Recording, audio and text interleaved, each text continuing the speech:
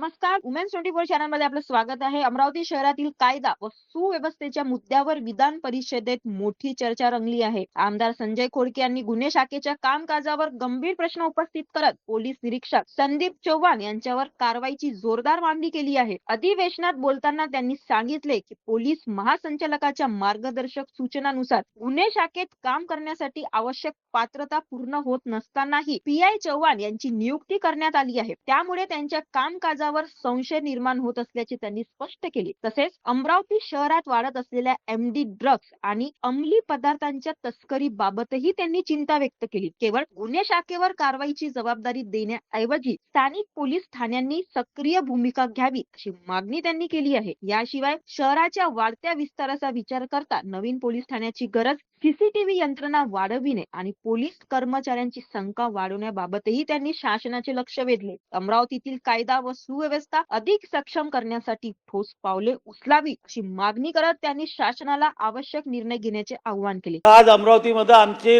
अमरावतीची लोकसंख्या 10 लाखाच्या वर झालेली आहे आणि पोलीस स्टेशन्स जे आहे ते पोलीस स्टेशन 3 नवीन पोलीस स्टेशनचा प्रस्ताव अमरावतीमध्ये दाखल झालेला आहे, शासनाकडे आलेला आहे, परंतु त्याला मान्यता भेटली नाही.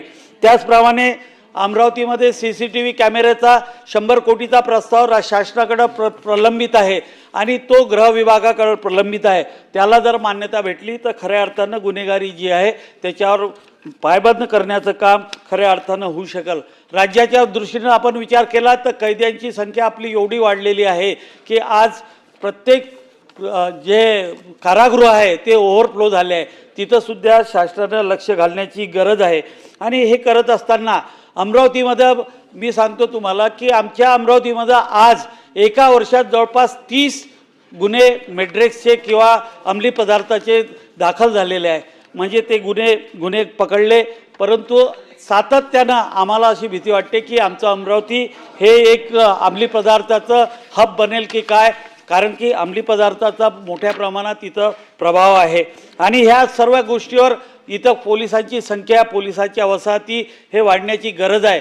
परंतु हे करत असताना आज अमरावतीमध्ये आपण जर पाहिलं तर हे गुन्हे वाढत असताना आमच्या अमरावतीमध्ये जवळपास 3 DCP आहे, कमिशनरेट आहे, पोलीस स्टेशन्स आहे, परंतु आज आमच्या अमरावतीचा जो गुन्हेगारीचा ग्राफ वाढत आहे, मटके असतील, दारू असतील किंवा इतर गुन्हे जे आहे ते सातत्यानं वाढत आहे. आणि याला महत्त्वाचं कारण असं आहे की आमच्या जेवढा पोलीस फोर्स आहे तो कुठेतरी स्टेगनन झालेला आहे असं वाटते. कारण की आमच्या अमरावतीमध्ये पोलीस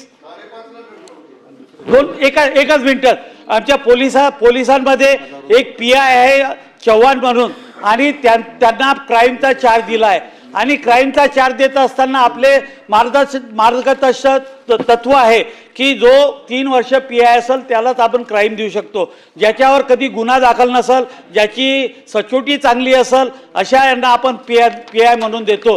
परंतु जे आमचे क्राईमचे PI त्यांना 6 महिन्याची कैद झालेली आहे, अँटी करप्शनमध्ये पकडलेले आहे आणि ते तदर्थ PI म्हणून आहे. त्यांना अजून कन्फर्म PI दिलं नाही आहे. आणि आज पूर्ण पोलीस स्टेशनमध्ये एकटा कुठेही रेड मारायची असली तर PI क्राईमच मारू शकतात. पोलीस स्टेशनवाले काही करू शकत नाही, DCP काही करू शकत नाही. सर्व हतबल झालेले आहे. माझी उपमुख्यमंत्री महोदयांना विनंती आहे की आपण या संदर्भात तातडीनं कारवाई करी. आपल्याला आपण सांगितलं आम्हाला पत्र द्या, मी त्याप्रमाणे पत्रही देऊ. पण अमरावतीची कायदा आणि सुव्यवस्था जर सुधारायची असेल तर इथं बदल करण्याची गरज आहे. याच निमित्तानं मी एवढंच सांगतो. अशाच अपडेटसाठी बघत राहा वुमेन्स 24 चॅनल.